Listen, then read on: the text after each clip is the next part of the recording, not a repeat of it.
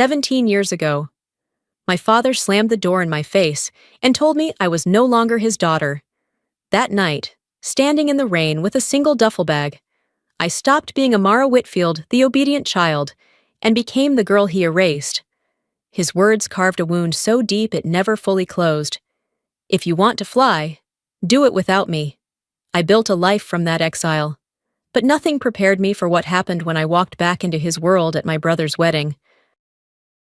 The foghorns from Camden Harbor moaned through the morning mist, mixing with the sharp smell of coffee that filled my kitchen. Light seeped weakly through the window, heavy with that gray, damp chill New England always carries in the fall. I sat at the counter with an envelope in my hands, the words pressed across the front in looping cursive, Whitfield family. My fingers trembled as I slid it open. Inside lay a wedding invitation, cream cardstock edged with gold, announcing that my younger brother, Matthew, was marrying Hannah in 2 weeks' time. And there it was, in careful print, the word that hit harder than the cold air seeping in through the window frame. Family. After 17 years of silence, after being thrown out and cut off, somehow I was still listed as family. A rush of heat spread through my chest. Equal parts anger and ache. Was I really family? Or just a name they couldn't edit out without raising questions? I stared at the word until the letters blurred, then lifted my eyes to the framed photograph on the wall. It showed the rescue helicopter I'd flown a dozen times into storms and chaos. That machine had been more of a home to me than the house I'd been forced out of. The shrill buzz of my phone shattered the moment. One new message. No name attached, just the blunt words flashing on the screen. Don't come. Don't embarrass him. I froze, the pulse in my throat pounding against my skin. I didn't need to ask who him was. Only one man had the power to send those words slicing through me like glass. My father. I set the phone down slowly, the silence in the room so thick I could hear my own breathing. Then I let out a shaky laugh, bitter at first, but sharp with resolve. Tearing the message into digital nothing, I whispered to the empty room, I'm going, not for him. For Matthew, and for what Hannah already knows. On the counter beside the invitation, I placed a small object I always kept hidden at the back of a drawer, a strip of medical gauze, stained and stiff with old salt water. The fabric had saved someone's life once, and its story was mine alone, for now. Its presence was a quiet promise that the past wasn't finished with me yet. The night comes back to me in fragments. The heavy reek of my father's cigarettes, the grit of concrete dust still clinging to his shirt from the job site, the slam of papers on the kitchen table. He didn't even bother sitting down. A manila folder skidded across the wood toward me, its corners bent. My name typed neatly at the top of every form inside. Law, accounting, business, every path but the one I had already chosen. I stood clutching a letter that felt heavier than stone, the acceptance into the air medical training program I'd been dreaming of for years. My hands shook as I held it out, like a child offering proof she was worth keeping. He didn't glance at it. His eyes stayed cold, locked on mine. This house isn't raising a sky taxi driver, he said flatly, voice laced with disdain. I swallowed hard, heart pounding in my ears. I'm choosing the sky, I whispered. It was the first time in my life I'd ever contradicted him. The silence that followed was colder than the rain tapping against the kitchen windows. Then he walked to the front door, pulled it open, and without raising his voice said, You want to fly? Fine. Start by surviving without me. Get out! My mother burst into tears, rushing to him, clutching his arm, begging through broken sobs. Her voice was drowned by the thunder outside and his stony refusal to soften. On the staircase, Matthew hovered, pale and stricken, his eyes darting between us, loyalty to our father weighing heavier than the apology he couldn't say aloud. I remember the sound of my own breath, shallow, as if the walls of the house themselves had pushed me out. I lifted the strap of my duffel bag, heavy with nothing more than a few clothes, a pair of worn sneakers, and the folded acceptance letter pressed deep in the side pocket. The rain hit like needles when I stepped outside. My jacket clung to my skin, soaked through within seconds. Behind me, the door slammed shut, the echo sealing the fracture that would split 17 years wide. The air smelled of wet cement and smoke, and I knew even then it would haunt me forever. I tightened my grip on the bag, set my jaw, and walked into the storm. Every step in the dark, I repeated one vow in my head. From now on, every mile I run will be my answer. Back in the present, I sat at my small kitchen table with my flight log open, pages filled with scrawled notes from missions that blurred together. One entry caught my eye, dated October 2012. My handwriting leaned urgent, cramped by adrenaline. Cliff rescue, female, 16 to 17, hypothermia risk. The memory snapped back sharp as salt spray. A storm off the coast, winds battering the rotor blades, ropes whipping as I rappelled down the slick face of a cliff. The girl clung desperately to the rocks, her knuckles bloodless, eyes wide with terror. I could feel the vibration of her shivering through the rope as I hooked onto her harness. I pressed my forehead against hers, locking her gaze in the howl of the wind. "Breathe with me. Just look at me. Don't let go." My voice was calm, though my own arms burned from the strain. Inch by inch, we rose together, the sea clawing at our heels, until finally the winch lifted us clear.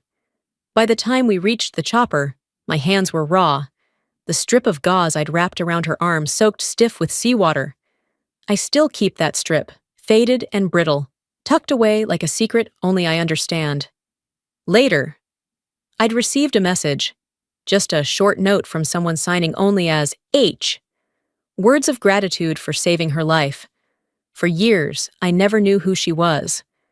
I carried the mystery like an unanswered question.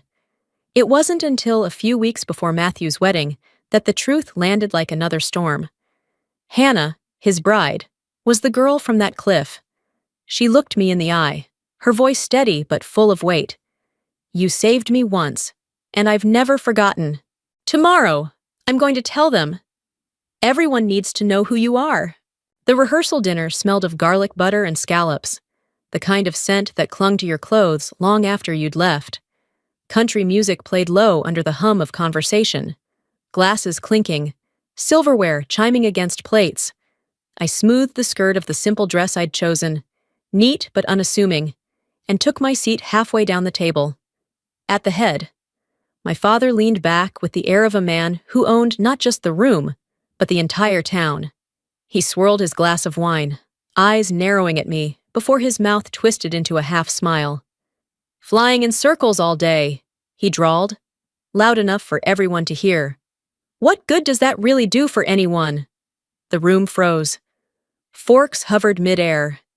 Every gaze turned toward me, waiting for a reaction. Then, a woman near the end of the table set her napkin down and spoke, her voice carrying with a steady conviction. "You're Amara Whitfield, aren't you? The life flight pilot? You flew my husband in last year when his heart stopped. He's alive today because of you."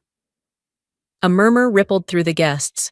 For a fleeting second, warmth filled the silence, recognition, gratitude. But my father cut it short with a sharp shake of his head. "Don't exaggerate," he snapped.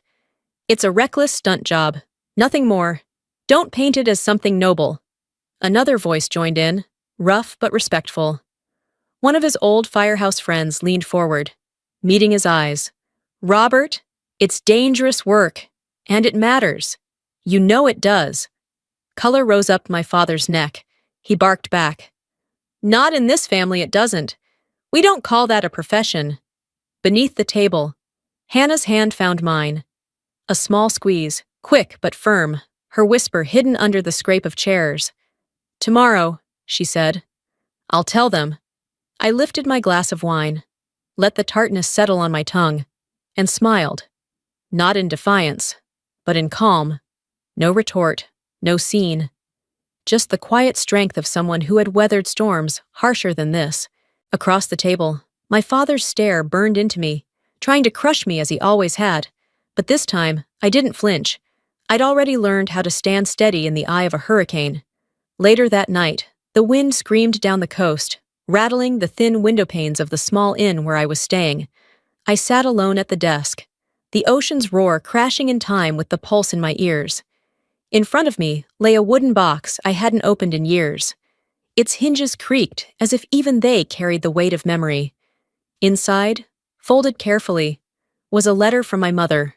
The paper had yellowed, her handwriting delicate but unwavering. Hope is the thing with feathers. She'd left it for me in her final days. A whisper of faith pressed into ink when her voice could no longer carry the words. Beneath it, another envelope, never sealed. The letter I had once written to my father, inviting him to watch me receive a medal for distinguished service. My words blurred where tears had fallen years ago. I had never sent it. He had never known. I reached for my phone, almost on instinct, and scrolled back to the message that had clawed at me earlier. Don't come. Don't embarrass him. Tonight I traced it to its source, and the truth landed like a punch to the ribs. The number belonged to one of his spare phones. It had been him all along. My hands shook, but not from fear. Anger steadied me. He hadn't just denied me. He wanted to erase me completely, to keep me invisible even here, at my own brother's wedding. I captured the screen, the damning evidence, and stored it away. Then I deleted the thread, not as surrender, but as choice. Tomorrow would speak louder than any reply I could send. One by one, I returned the letters to the box. On top, I laid the strip of salt-stained gauze, brittle now with age. 3 relics, stacked like layers of my life.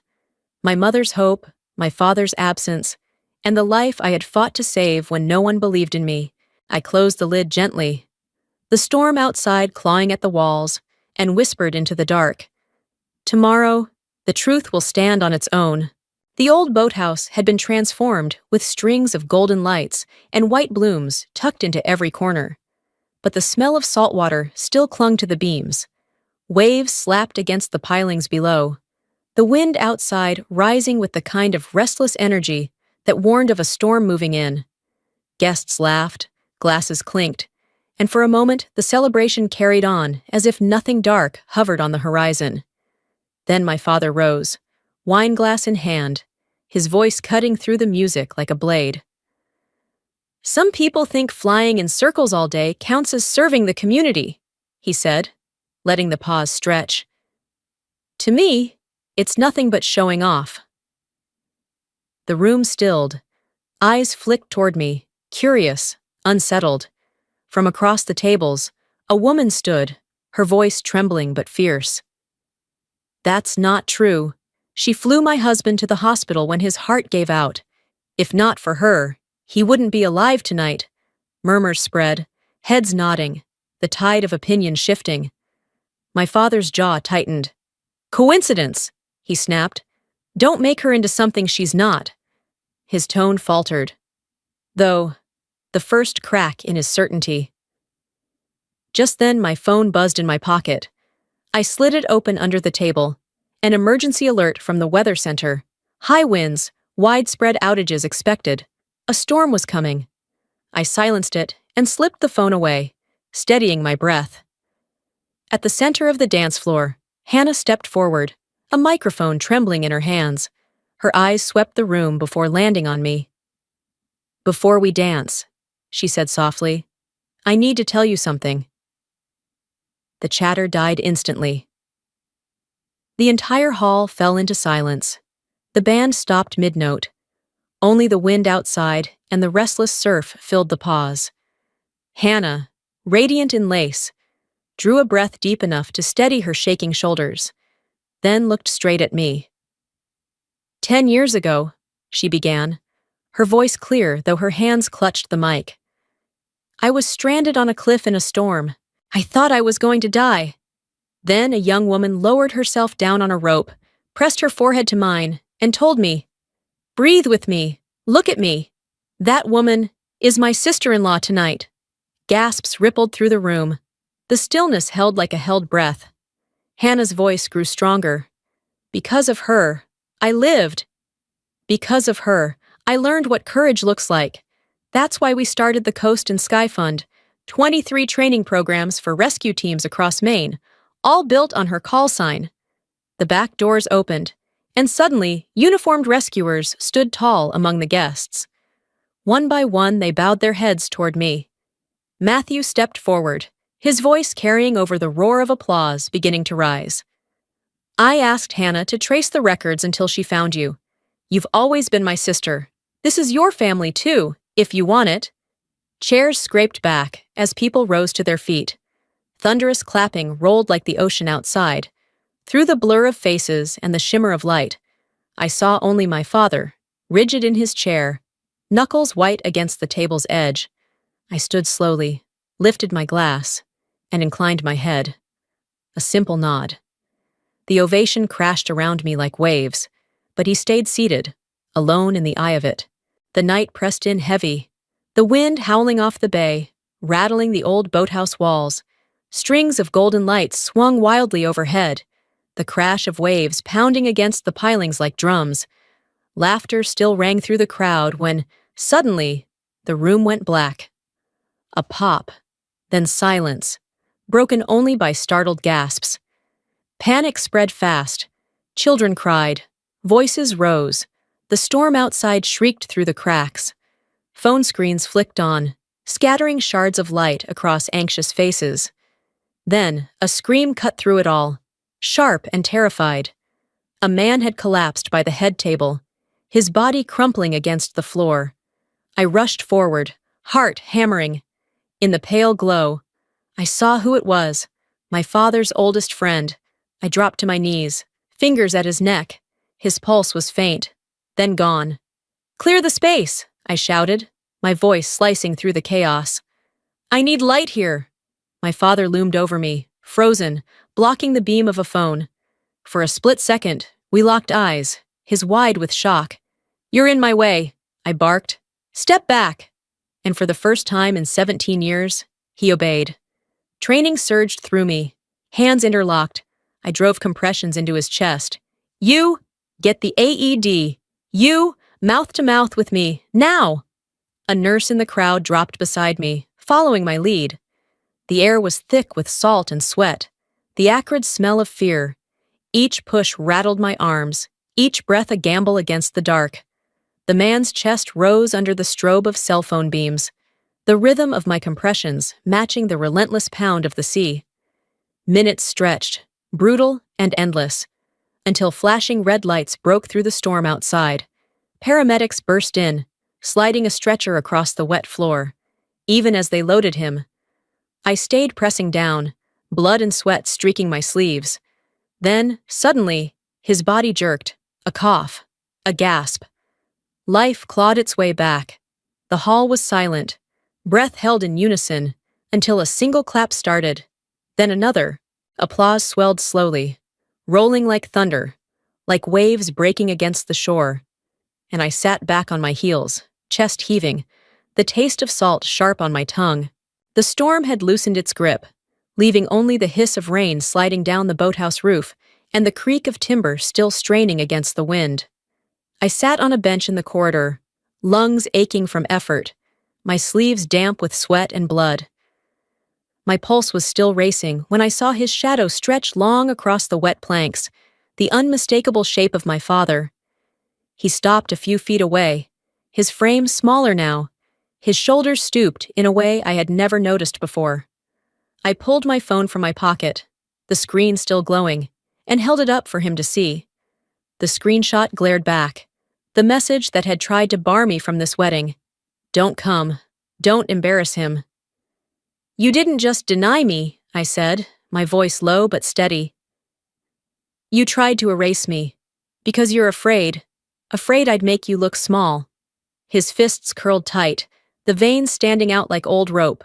For a moment I thought he'd explode, but instead his eyes flickered, wet and trembling. When he finally spoke, the words cracked apart. I don't know how to stand up anymore." Behind us, footsteps. Matthew appeared, his face pale, caught between us. "This isn't about who was right 17 years ago," he said firmly. "It's about who we decide to be tomorrow morning." Hannah emerged from the doorway, pressing a microphone into my hand. "Say something," she whispered. "The students are here. They're listening." I turned back toward the hall, toward rows of young faces still wide-eyed from the storm. I drew a breath and let the words come. "If someone throws you out the door," I said slowly, "remember, doors aren't just for leaving. They're also for coming back, once you've built your own wings."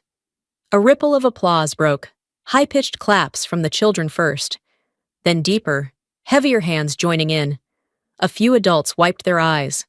I looked back at my father.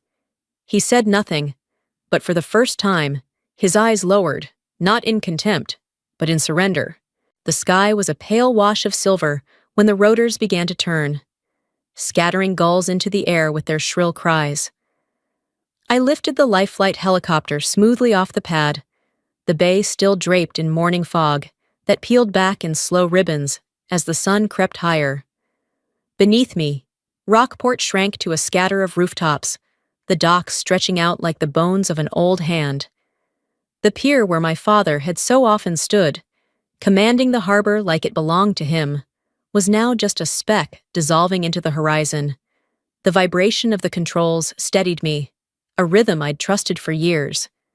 Then my phone, strapped to the dash, lit up with a message. I glanced at the screen, my pulse catching despite myself. From his main number, the first time in nearly 2 decades. "If you want, meet me at the pier." No past. Just learning how to stand beside each other. I let the words hang there, the glow of the text bright against the morning haze. For a long moment, I didn't move, didn't type, didn't answer. Then I pressed the button, the screen going dark. Sunlight struck the windshield, painting my reflection back at me. My face was calm now. The tightness around my eyes eased. "Hold your altitude," I murmured to myself, voice lost in the thrum of the blades. The helicopter skimmed low over the bay, casting a long shadow across the rippling water. My silhouette and the aircraft merged into one dark shape sliding over the waves, framed in light. It was more than flight, it was proof. Proof that I had built something solid, that I could stand alone, and that even the door once slammed in my face could remain open, waiting, if I ever chose to step back through.